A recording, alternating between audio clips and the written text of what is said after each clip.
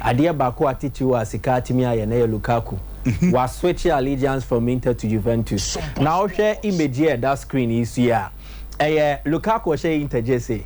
Quadrado share Juve JC. Now we know there was a scuffle in a Coppa Italia match. In Tintoka PM. In Toko PM no Inter players no do no. Omone Quadrado enyan tawantawa. Samsona Juve players no do no. Omone Lukaku enyan tawantawa. Now they are set to swap sides. Lukaku koshe Juve for JC. If all other things been equal, the no ebe musa pepepa. Samsona Quadrado enso babeshe Inter JC. So how would they relate? Very interesting. Now look at your story no say Quadrado Inter supporters na start a campaign. Social media and then even omo a piano gentile offices so no omo boss amambo say omo here branch no omo club in him omo mpeno. But the news is that idea Interphone Quadrado akasewie or a free agent the contract near expire with Juve into omo na agree a 1-year deal omo can see come the money in ama branch na atum. The only thing aka and say the normal process set documentation no acquiring medicals near confirming officially as a player of Inter Milan. By Interphone is omuhiano. Say Italy nika say Quadrado non lolo vogliamo. There's a yehiao. We don't want you. Quadrado yehiao. The same chant so no more chant ba Abrante Lukaku. The wage in asaso na we wa. Are we interesting pa. 85 ni me no. Almost over here players no ba club. O de varas aye crowd omo Lukaku video no na yentin sebo omoka Lukaku non lo vogliamo.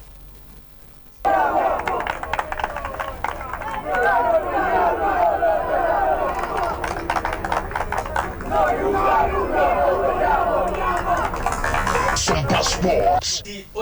Obobo musema Lukaku non lo vogliamo. Lukaku non lo vogliamo. Chese ye hian yempel memma mbesi akan fama ye. One, Juve fans no GDS say Lukaku has disrespected them. We is a Coppa Italia incident in free war. They also have an issue with Lukaku concerning an interview on Sky Sports Italia. Yeah, ye bizan say Juve AC Milan. Omoba no mu disque ba obeba say no. Enya ade obe consider omokra. Ento onere na koma resting with Inter Milan, but enya sa na be mu a unfortunately Quadrado is headed to that direction and this man Big Rom also headed towards Juventus. Yeah, the nyoma besi akosi fans ne there at times omubu to me full, but you were able to convince them with performances. Lukaku akwaye strike me so she goals no do na mo omure befi and then they will move on from that episode. Now Inter womonsan kan Lukaku no, they are looking at other targets. One of them following Balogun call loan were France star Riem. No kobo on home modern double figures in terms of goals no nyae. Top 5 top scorers of France no okahubi. Intende no the reputation is shooting akosho, but the situation at Arsenal and Sissaye. Arsenal don't consider him as a starter. Almost striking position because of Gabriel Jesus. Boy no so person or consistently. Recently no naturalized man the US of A. Enti idea Interphone consider if he will move to their club or mope, they will make a move. But Arsenal valuation now share na Interphone na nkonhubio. Oh, okay. Arsenal say boy no. Ne boy na for £50 million. Why crowd Brano Munin Como. Now Inter yeah, he's worth it. Yeah. He's worth it. One or a young or a promising and then pair the odd display was start no. It mean our more room for improvement. And if Inter are getting him or that's by so see a kind of man a year the US there, but also Italian passport into all member occupy the non-EU slot. Oh, okay. So it fits in perfectly. It's like our England. Now we're signing English player. Inti saadi eni bi na Italy for no omunya with Inter Milan and then Abrante offense for Lauren Balogun.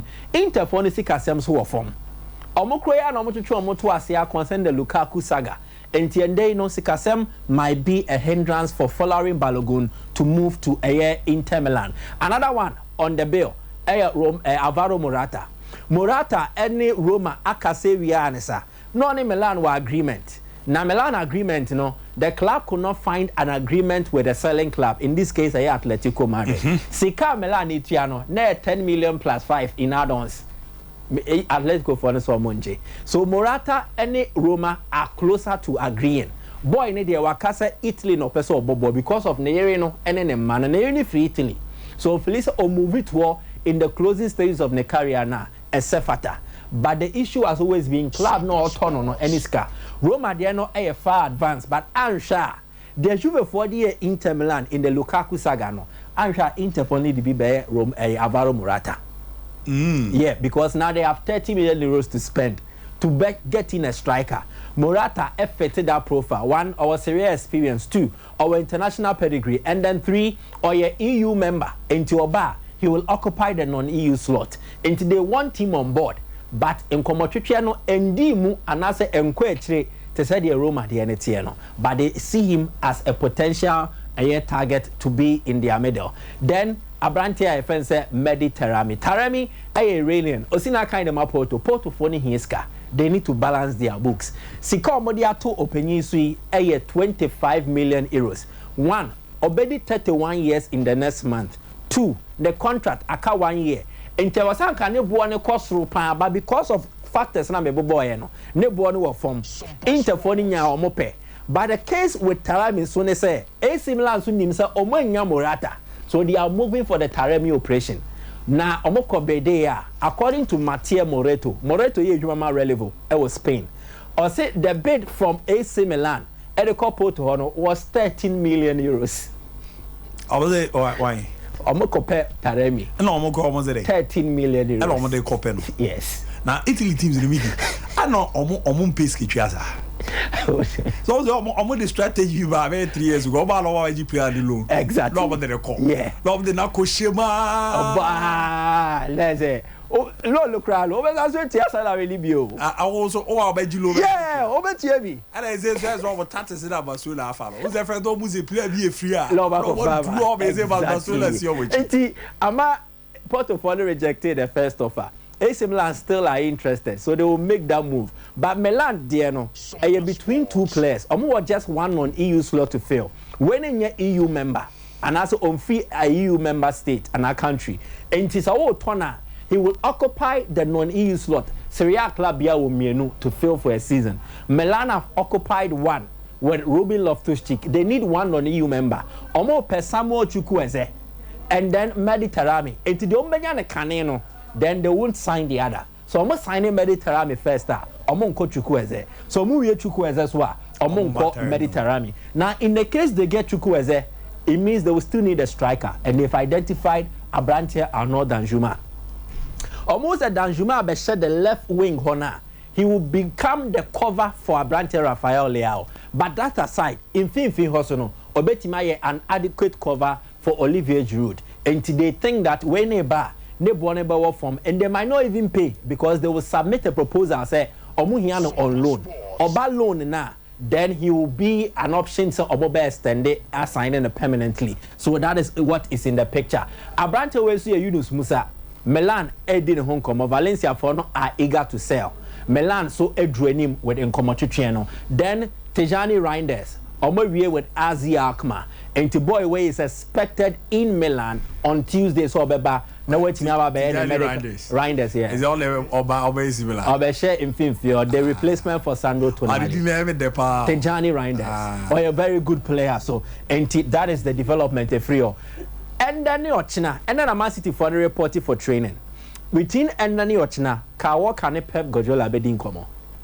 In Komochichene say Walker Akatre Bayern for say he will join them. Bayern Fono are giving him a contract that will end in 2025 plus 1 year option. So Obetimia extend the accord. Kawa Kasika or General Man City no abo shocking. Option or be saying. Kawa Gade the Sika cost you. Or £160,000 a week. We got Kawa Kade already. Our form. Our form out. Yeah, for an English player, our boss City for more than 5 years. £160,000. Now Benjamin Mondi. I just saying no. Now grab Chema Genesi as him is. What is the car Bernardo Silva? £160,000. Ah, Man City. Yeah. Was on your crown, yes, sign on. Scanner the tone, never was so exactly the same point. Same thing, Bernardo Silva. Yes. And our music more general. £160,000. And the players, you better say, it is because of how City rate or value them. If City want to extend, man a contract man in 2 years and they say they buy any yamano. And Bayern are releasing players off their wage list. Lucas Hernandez, on person move Sadio Mane. So they will be in a position to offer Kyle Walker not less than £250,000. Oh, boom, Mama PG. Exactly. So waka yes, Eddie Atre, Bayern Munich for no. So what is needed now? And it's a Bayern. Any Man City bet now say didn't come on. But Man City need a word from this boy say on to Asubiu. And then come on Pep Guardiola Kodi. He might not let Pep convince him. Oh, Samaba, or they convince the he wants to move. Bayern view him as a priority buy. Play on the Nibesheme Peja club. Exactly. Into Onyaya, Opesoko, into Ohia Pep blessing and Man City blessing. So Moka 33 years, 1 year remaining. Nebon and Yadi bet me do 20 million euros. So Kawaka project no. Yen him said this week Nyoma bet me akonenim regarding a move to Bayern. And then another talk will also be had between Pep Guardiola and Riyad Mahrez. Mahrez seek ourselves so form. Of Leicester, but Leicester no achieve 80,000. And I'm going to call 120. No more pegging the call 160. Into no see between 160 now. Oh, Man City. Now Alali Saudi Arabia ne didn't come. Only to call more fun. 300,000. We can never want 300,000. Now into better now. Ontina because 160 now bet you Man City. And now Mahrez na Nkasano. O starting slot no. See say who chim. Only Bernardo Silva the alternative. So he will want to move. Into ono so ne Pep bedin komo se bibi saba aya omunsom no moye yemfa Rashford so agree bibia obestende exactly ni nua Dwayne Maynard any man you for na kasa ne sika no